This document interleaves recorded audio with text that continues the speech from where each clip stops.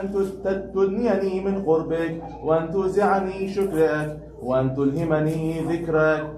اللهم إني أسألك سؤال خاضع متذلل خاشع، أن تسامحني وترحمني وتجعلني بقسمك راضيا قانعا، وفي جميع الأحوال متواضعا. اللهم وأسألك السؤال من اشتدت فاقته، وأنزل بك عند الشدائد حاجته، وعظم فيما عندك رغبته. اللهم عظم سلطانك، وعلى مكانك، وخفي مكروك، وظهر أمرك، وغلب قهرك، وجرت قدرتك، ولا يمكن الفرار من حكومتك.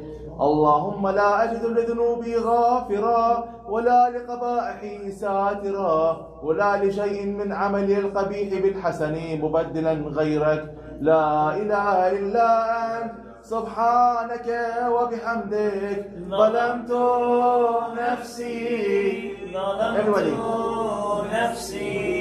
ظلمت نفسي وتجرأت بجهلي، وسكنت إلى قديم ذكرك لي ومنك علي. اللهم مولاي، كم من قبيح سترته، وكم من فادح من البلاء أقلته، وكم من عثار وقيته، وكم من مكروه دفعته، وكم من ثناء جميل لست أهلا له نشرته.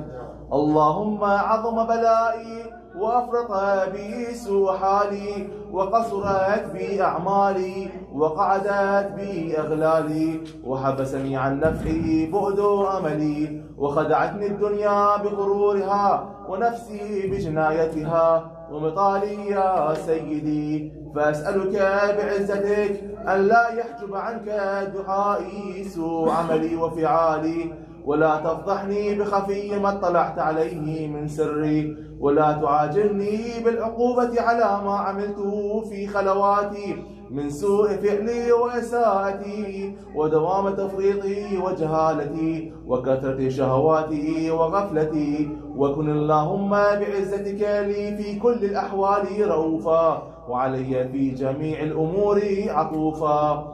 إلهي وربي، من لي غيرك أسأله كشف ضري والنظر في أمري. إلهي ومولاي، أجريت علي حكما اتبعت فيه هوى نفسي، ولم أحترس فيه من تزيين عدوي، فغرني بما أهوى وأسعده على ذلك القضاء، فتجاوزت بما جرى علي من ذلك بعض حدودك، وخالفت بعض أوامرك.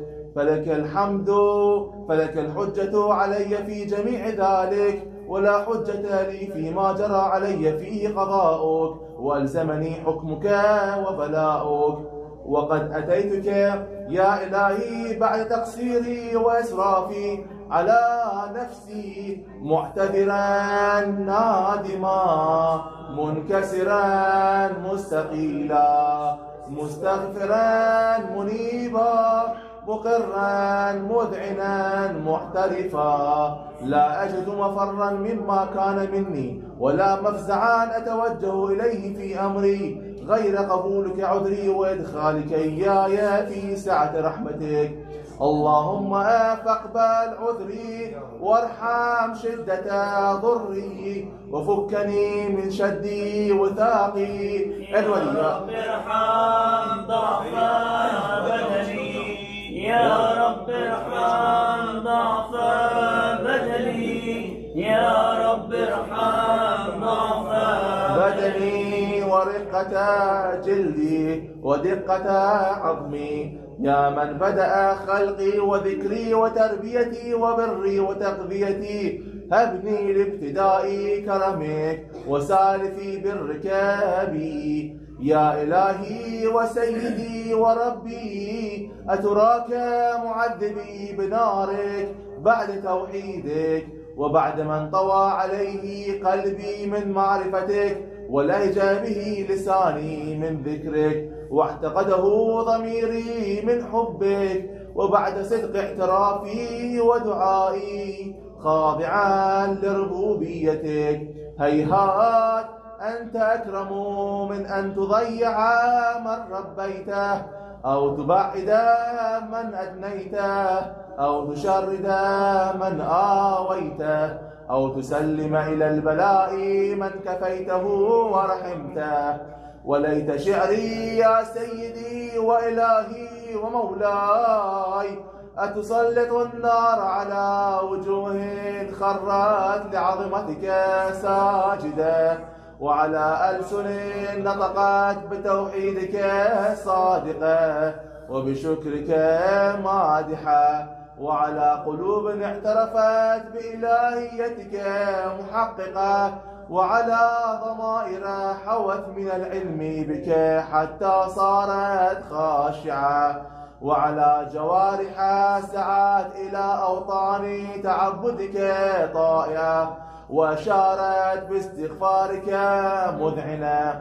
ما هكذا الظن بك ولا أخبرنا بفضلك عنك يا كريم يا ربي، وأنت تعلم ضعفي عن قليل من البلاء الدنيا وعقوباتها، وما يجري فيها من المكاره على أهلها، على أن ذلك بلاء ومكروه قليل مكثوه، يصير بقاؤه، قصير مدته.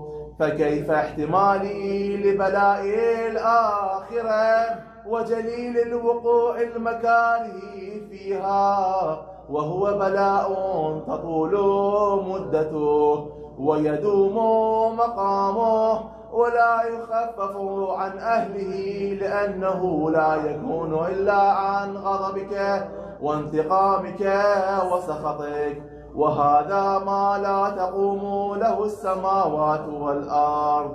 يا سيدي فكيف بي وأنا عبدك الضعيف الذليل الحقير المسكين المستكين. يا إلهي وربي وسيدي ومولاي، لأي الأمور إليك أشكو، ولما منها أضج وأبكي، لأليم العذاب وشدته أم لطول البلاء ومدته؟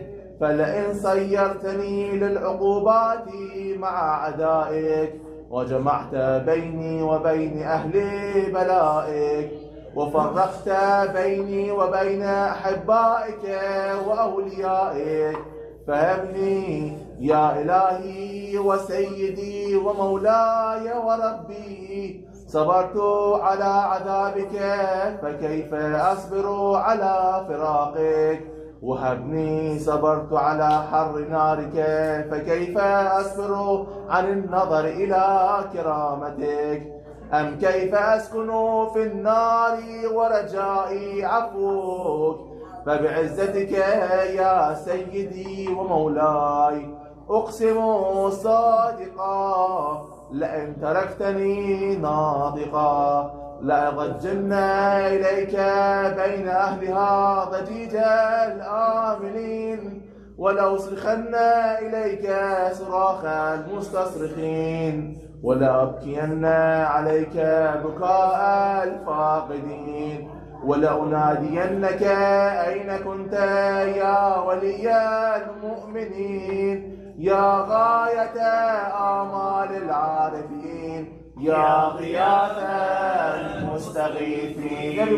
يا غياث المستغيثين، يا غياث المستغيثين، يا حبيب قلوب الصادقين، ويا إله العالمين، أفتراك سبحانك يا إلهي وبحمدك تسمع فيها صوت عبد مسلم سجن فيها بمخالفته، وضاق طعم عذابها بمعصيته، وحبس بين أطباقها بجرمه وجريرته، وهو يضج إليك ضجيج مؤمل لرحمتك، ويناديك بلسان أهل توحيدك، ويتوسل إليك بربوبيتك يا مولاي.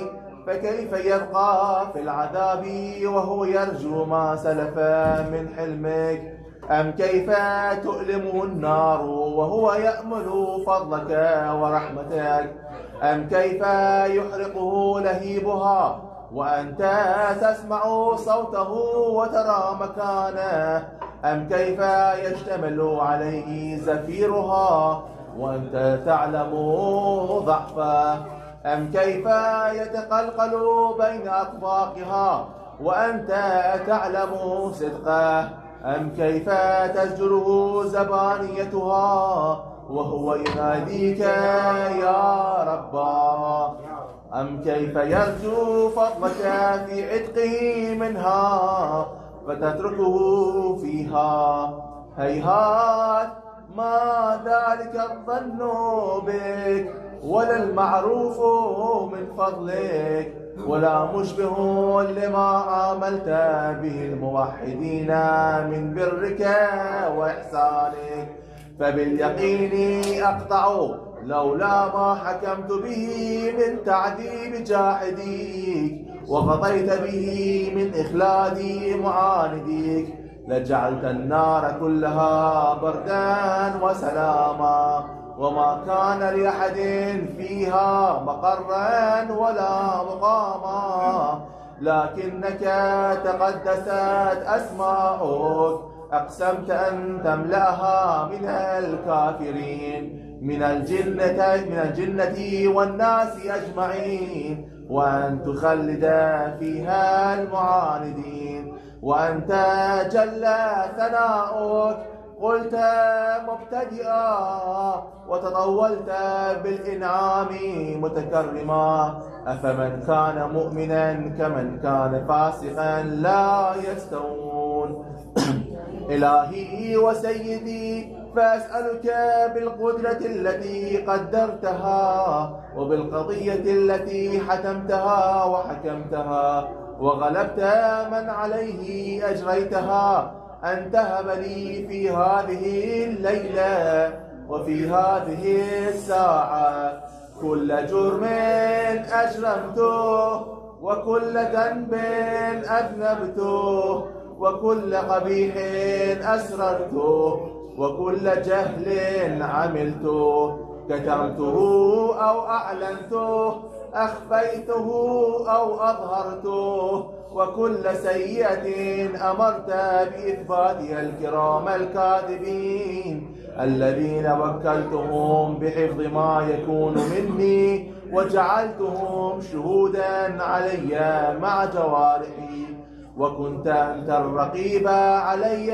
من ورائهم والشاهد لما خفي عنهم وبرحمتك أخفيته وبفضلك سترته وأن توفر حظي من كل خير تنزله أو إحسان تفضله أو بر تنشره أو رزق تبسطه أو ذنب تغفره أو خطأ تستره يا ربي يا ربي يا ربي يا ربي يا ربي يا رب يا ربي يا ربي يا رب يا إلهي وسيدي ومولاي ومالك رقي يا من بيده ناصيتي يا عليما بضري ومسكنتي يا خبيرا بفقري وفاقتي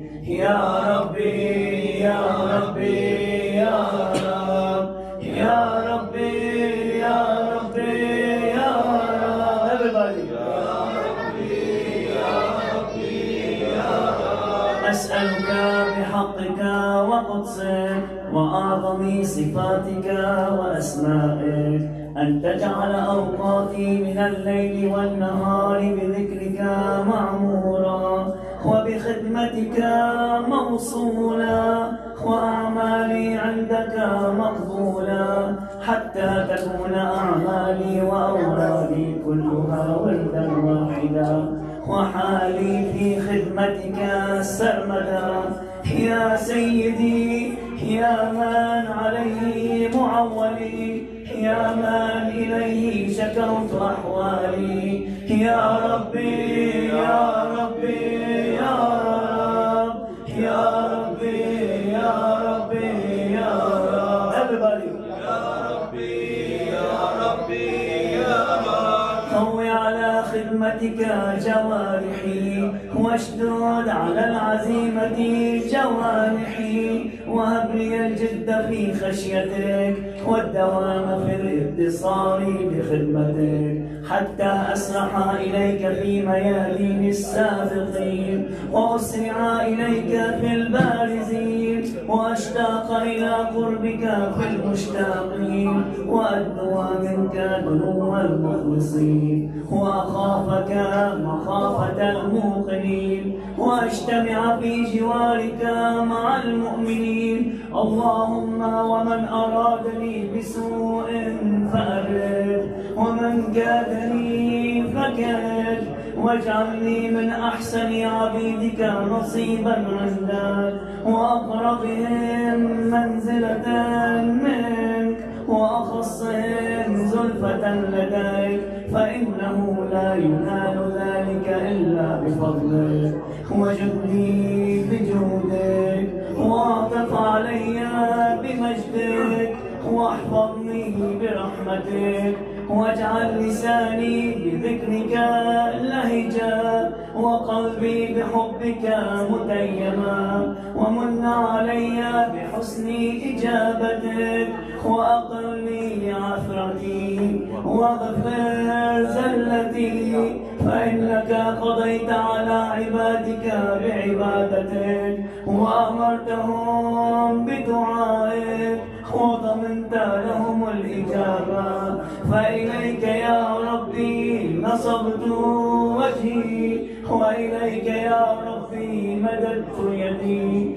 فبعزتك استجب لي دعائي وبلغ لي مناي ولا تقطع من فضلك رجائي واكفني شر الجن والإنس من أعدائي يا سريع الرضا يا سريع الرضا يا سريع الرضا اغفر لمن لا يملك إلا الدعاء فإنك فعال لما تشاء يا من اسمه دواء وذكره شفاء وطاعته غنى ارحم من رأس ماله الرجاء وسلاحه البكاء يا سابغ النعم يا دافع النقام يا نور المستوحشين في الظلام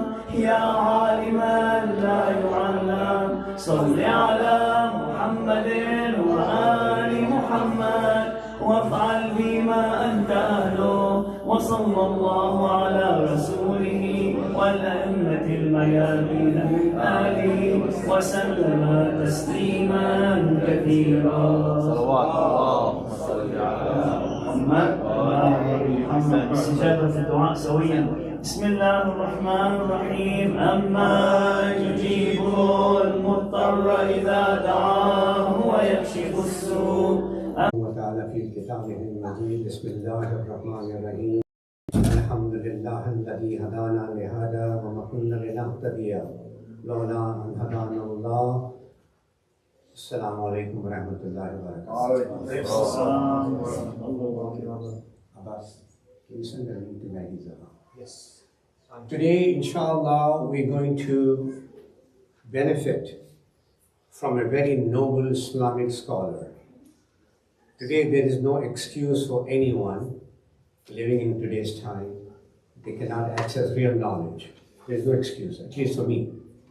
The real knowledge is out there. It depends on your search. It depends on your search.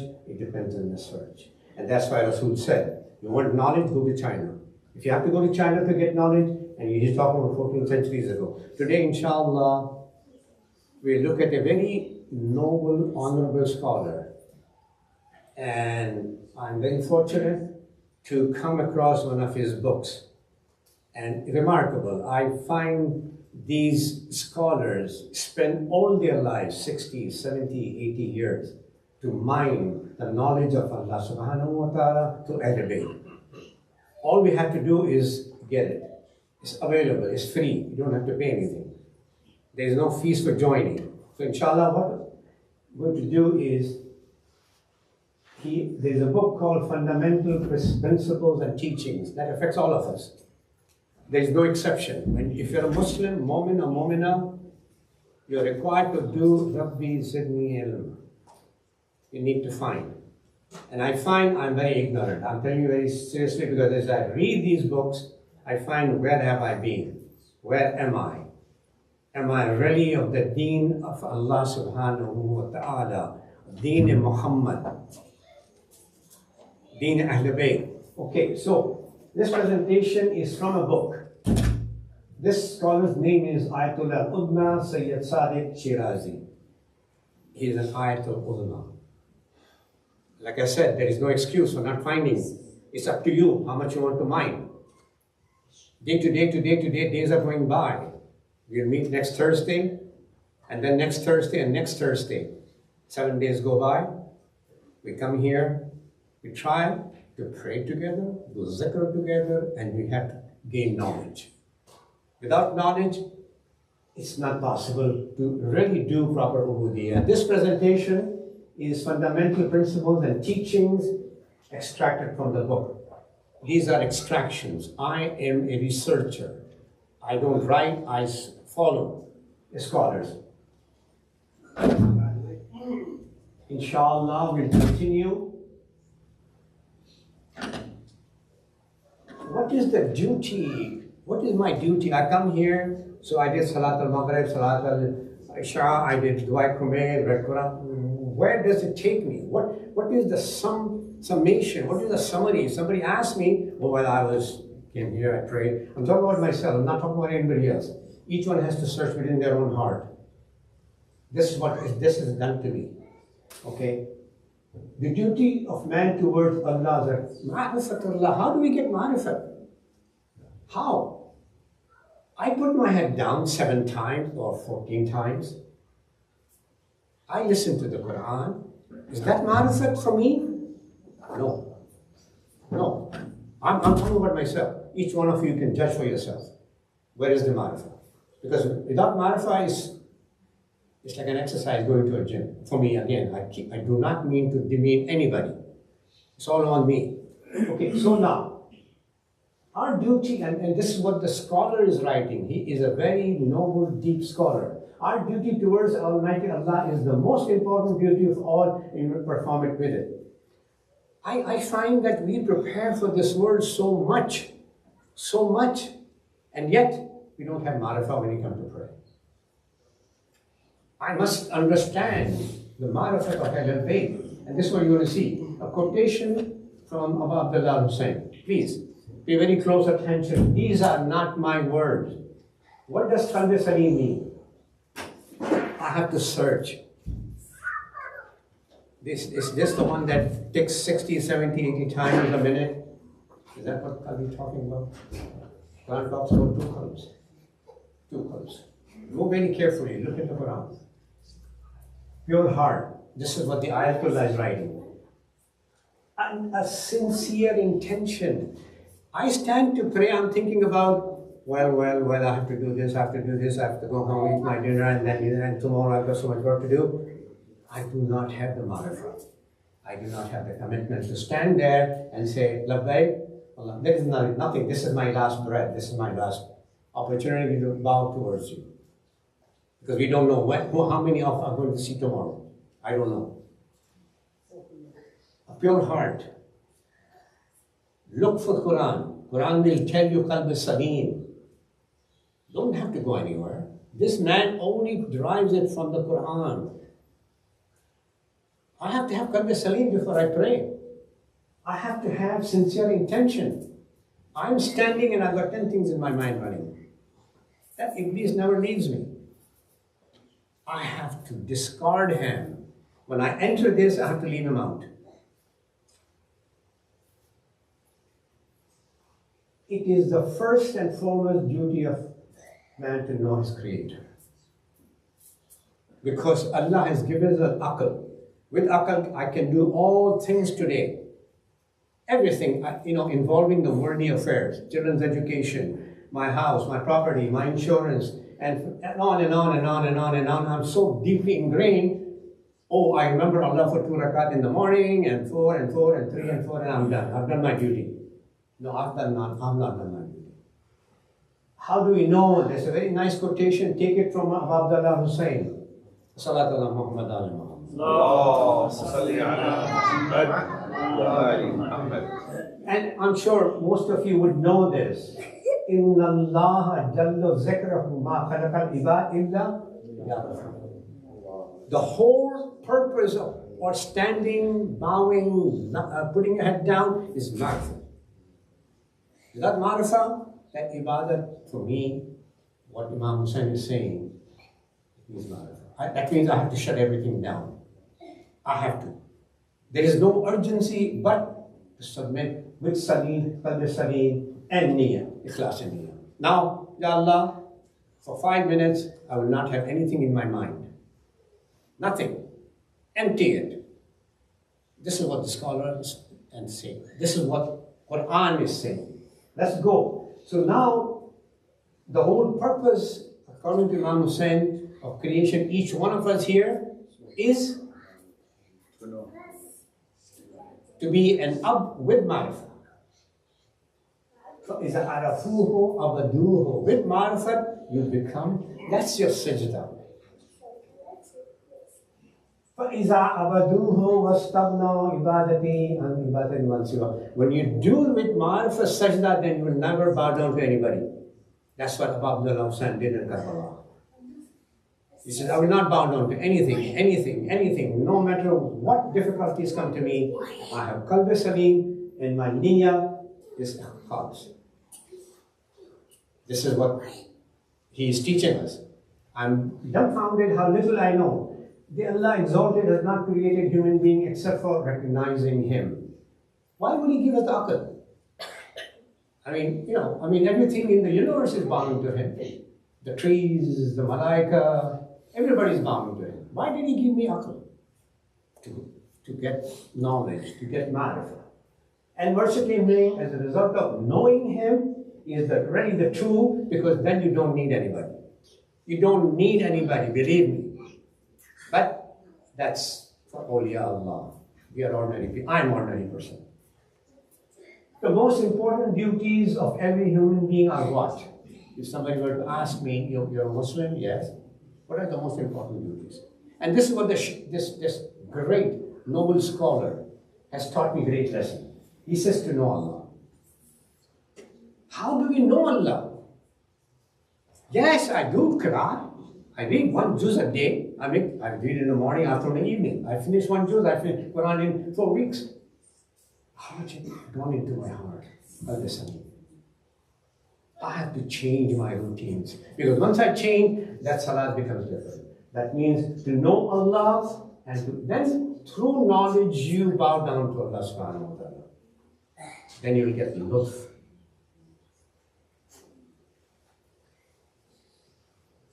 We continue to know Allah is what? The recognition of Allah is necessary and natural for man who is a realistic being, gifted with the instinct of reasoning. And that's what's going to happen at the end when we are brought up. Bring your aql here. Oh, well, I used it everywhere, but for knowing Allah, well, I just. There's no excuse for me not to know Allah. This is what this noble scholar is teaching me. His Allah-given faculty notices. What do you notice? I mean, if somebody asks me, oh, so you pray for, yeah, you read Quran, yeah. Oh, how do you connect with Allah? You understand? That means I have to have an instinctiveness to learn what Allah is teaching me. You understand? What Allah is teaching me beyond in what I'm doing.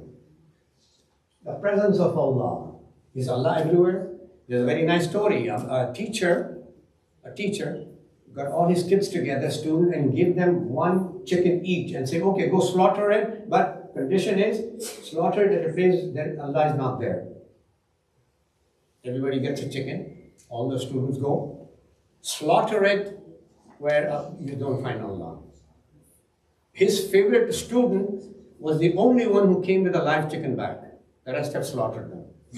I don't know where they went, back at the tree, up on the tree, behind the mountain, behind the rock. Abu Ali would probably slaughter it. He's the first one. One came back with a life. So he asked him, he said, why? He said, I couldn't find a place where Allah is not. I couldn't find a place where Allah is not there. Let's continue. Wherever he looks in the world of creation, this he's talking up to us, the scholar. This is a very important ayah that, Alhamdulillah, this is Surah Al. He says, if you just say praise be to Allah, I'll open up the signs for you. But that praise has to have qalb salim. That has to have search, depth, seeking. Become Abd al-Ghafiri, Salman al-Farsi, Mithim al-Thammar. Become that. Then you have, and Allah says, you praise me and I'll show you my signs. I praise Him and I see my signs. I look at my car, look at my clothes, my computer, my house. It's all mine. Allah said, no, if you look at my signs, look at my signs. There where my majesty lies, my Jamal lies, my beauty lies. Where are you looking? Islam has made it compulsory for every Muslim, male, female, to acquire knowledge. This is a duty. And it identified the categories of knowledge, and the seeking and acquisition of which is mandatory. Remember this, mandatory upon the people as being in three categories. Those three categories I'll come to. Salawat ala Muhammad Allahumma salli ala Muhammad wa ali Muhammad. As I go through all these things, this is strictly from this noble scholar who has gifted us all this. There is nothing of mine here, except I'm the farmer. Remember, I'm going to get back to those three things. So, Ma'rifatullah and Abdullah. Dariyat. You know, everybody knows. There is only one purpose of creation, to worship Him. Can I worship Him in between my salat, fajr, dhuhr, asr? Yes, of course I can. I look at the sky, I look at but I'm too busy looking at the cars, looking at the computer, looking, except where He wants me to look. My loss. I did not create. Did He create us for only half an hour a day, 45 minutes a day, once a week? Is that it? Imam Sadiq alayhi salam said, Allah created, these are His words, Allah created man and gave him faculties of observation and contemplation, to acquire knowledge with which he understands the manifestations of His power and then submits to it. And that's why He said, I took Ibrahim to show him my signs. Muhammad, I take you up there to the earth to show you my signs. We cannot get lifted off the earth. We are grounded. What can we do? There are too many responsibilities.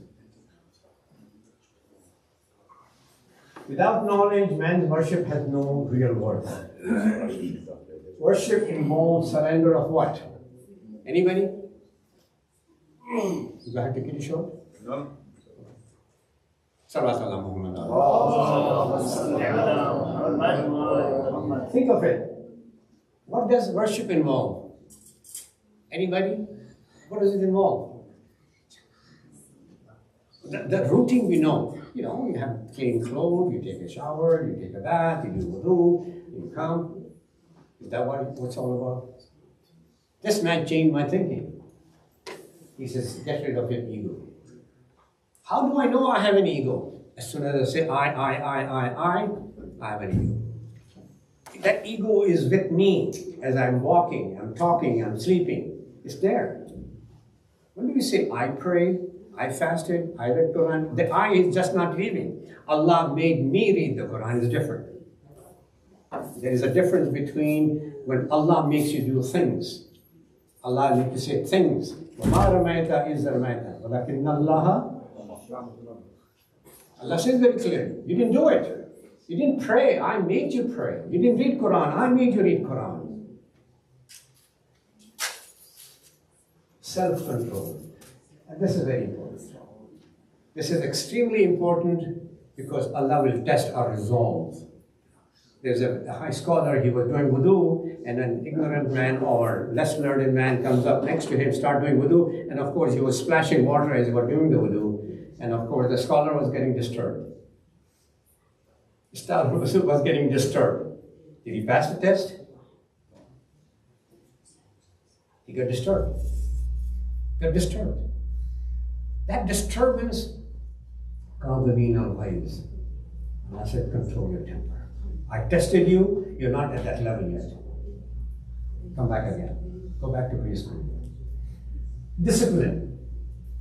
I tell you, these are the things, these are the gems, this scholar. The whole life activity of the individual should be nothing but the fulfillment of Allah's will. That's what we live for. Every Imam lived for that. You go and read the story of Imam Musa al-Kazim alayhi salam in the prison. They were shaken because of their belief, ibadah, commitment to Islam. Even the prisoners, the guard, could not keep up with them.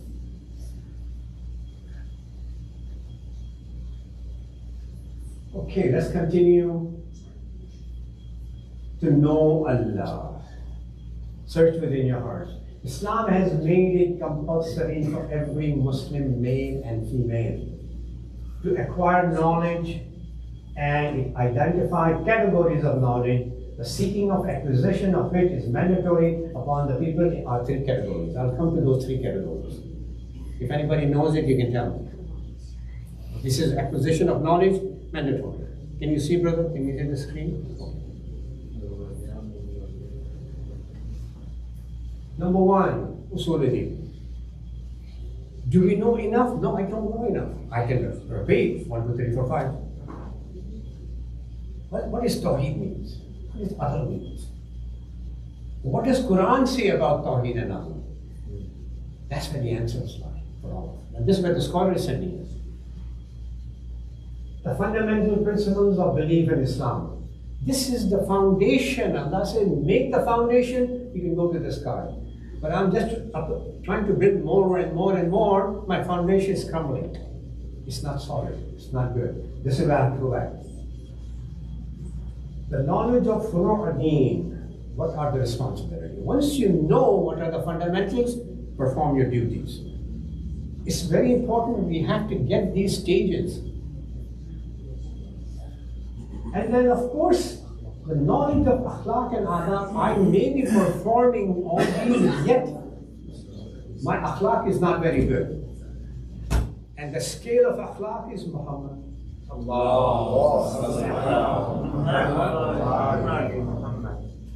There's only one scale of haqq, Muhammad.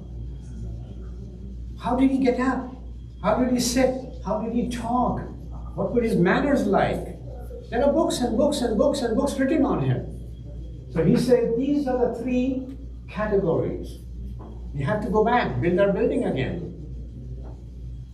The ethics and etiquette. This is very, very important to learn this. And akhlaq comes from use of your aql. And aql means knowledge and ma'rifah. Islam encourages the seeking of the rest of the sciences. Islam doesn't say don't read history, geography, or these. You go to school, learn. You want to become a doctor? Learn. You want to become a scientist? Learn. You want to become whatever you want to become, it's a science. As long as it's halal. Don't work for a guru. Find out what is haram and halal. That is the furu' ad-din. To know haram, halal, everything. And it has made it compulsory for the government to support the educational program in all aspects. And this is Muslim government should change. Okay, now, this is really, if you put all of that together, I just said that Islam emphasizes exceedingly on human ethics. I tell you, I'm reading a book called The Message. It's about 900 pages. Ayatollah Jafar Subhani has written, and may Allah give him a long life. It's so detailed. He talks about Muhammad in every aspect of his life, from the birth all the way to his death. Very detailed, with references. Quality book, and I read again and again. I read it for a while, then I go back to it again, and again, and again, and again. Okay, so, indeed I've been said, everybody knows. Now, what does ikhlaq mean? All of us may have a different answer, right? Be polite, be kind, take care of the elderly, take care of the younger ones. Okay, then what? There's a deeper meaning of ikhlaq. It's not possible without doing jihad. Okay, now, fundamentals, akhlaq and adab, the pillars of morals and etiquettes. Islam made religion and piety the axis of ethics and etiquette, identified 4 pillars for ethics and 2 for etiquettes, and invited the Muslim to them and instructed them to adorn themselves with it. Pillars of morals and etiquettes. Do you know what they are? I don't know what they were until I read the book. These are the pillars of my faith. Ethics and their 4 pillars. The 4 pillars of ethics, these are all words of this Ayatul Wudu. Purity of the heart and honesty, we said that. I have to go on cleansing my heart over and over and over and over again. Over again. And make my niyyah pure. On the significance and vitality of the purity of the heart and its well-being and the honesty of intention and the sincerity towards Allah subhanahu wa ta'ala. Ashura. And you know this, Allah is going to check your heart, all of us. He's a heart surgeon. You're going to bring your heart here. Come on. Let me see your heart. How salim it is. How much of your class is in there? This is words of Quran. The day when neither wealth nor son shall profit. Allah is making connection. Everything is broken or breakdown. Except if you come to these 2 problems. You come to salim, then Allah will ask what you want.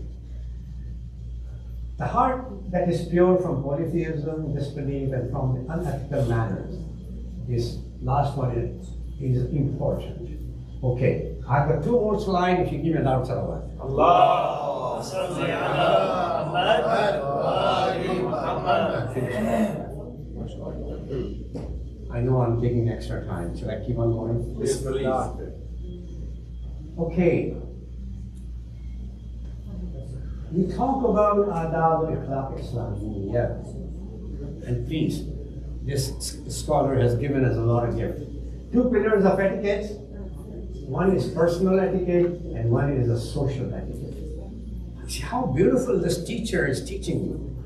One as a person, one as a group. And that's what we say, Surah Fatiha. Iyaka na'budu wa iyaka nasta'in.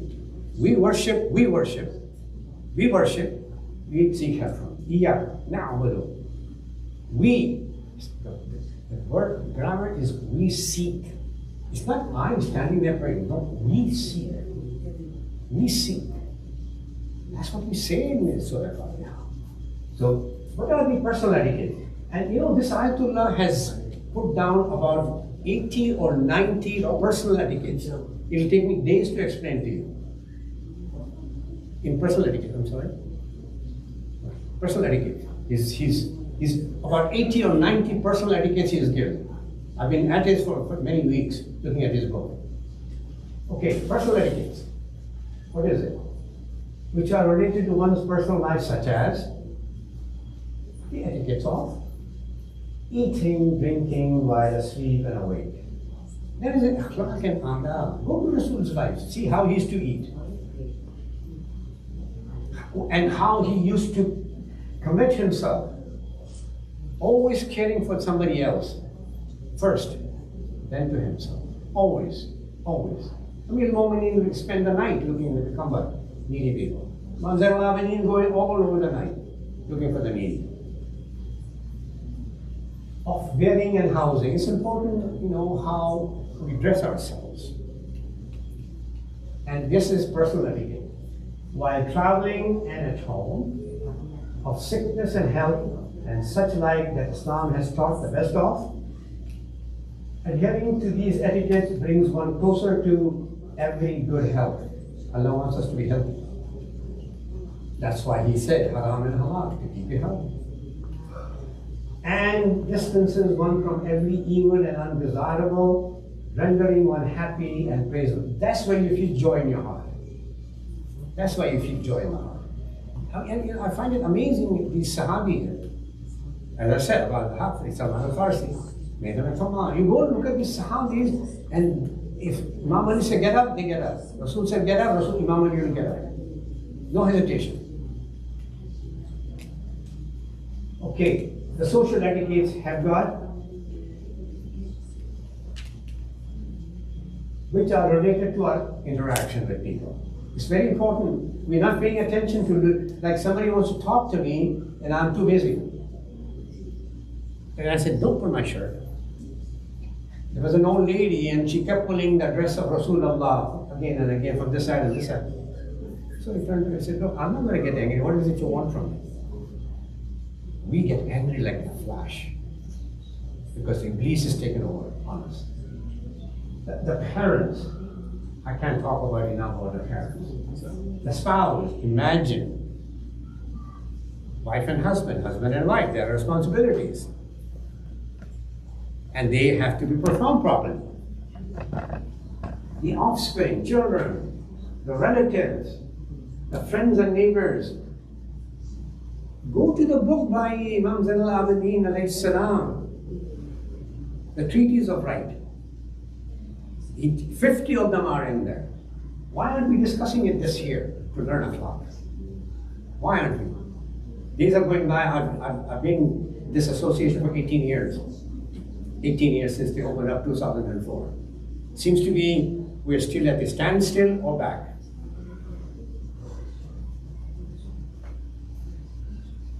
The friends and neighbors, the students and teachers, and with all the people, it's not a question of, Allah says, give to the needy. Oh, he's not a Muslim, he's not a Shia, he's not this, he's not that, he's not Pakistani, he's not Lebanese, he's not Saudi. What is this nonsense? Asabiyya. But rather with all beings, of which Islam has brought the best teachings in these respects. The implementing of which guarantees what? He said Allah gives a guarantee, safety and peace. Security and stability. Harmony and understanding. Affection and kindness between all people and all mankind. That's what Muhammad's role was. فَبِمَا رَحْمَةُ اللَّهِ لِنْتَ لَهُمْ. Because of my mercy, you're tender, you're gentle, you're not harsh. When you speak with kindness, gentleness, understanding, caring, loving. Okay, the last one. Salat ala Muhammad. Okay, this is the last one. Then I'm in it. Personal etiquette. In this section, Ayatollah Sayyid Sadiq Shirazi shows Quranic verses and narratives. Allahu Akbar. What better way to do? These people are sending us to the Quran. They are the lamppost. They say, look at your character in the mirror of Islam. Obligations to the faith. Almighty Allah states, Surah Al-Nahl, Inna Allah ya'muru bil 'adli wal ihsan. If I don't know the very first. Ihsan, 'adl. What are these words? I looked at these words in the Quran and I'm baffled. Surely Allah basically justice and good thing giving to instrument, therefore it is mandatory for the Muslim individual to learn in obligatory duties and to act upon them. And we shall mention some of them here very quickly. Iman is the way Iman Billah. The very first thing every Muslim must do is the Shahada. And then he goes into each one of these four, very detailed. I don't have the time today, but each one of these fundamentally he develops acts of worship and related issues. He goes into each one of these details. To be kind to the parents and what does kindness mean? I don't have time, I would have told you some stories right now. Seeking knowledge, the believer, personal conduct, social issues, unethical, all these are explained in detail by this ayah. All these, each one of them, one by one by one by one by one. That's the academy of Muhammad and Ali Muhammad is drawing from it. Okay, now I ask you to please pray for everybody in this today's turmoil. Take care of yourself and each other. If you have any questions, I'm here on the presentation. ربنا تقبل منا إنك أنت السميع العليم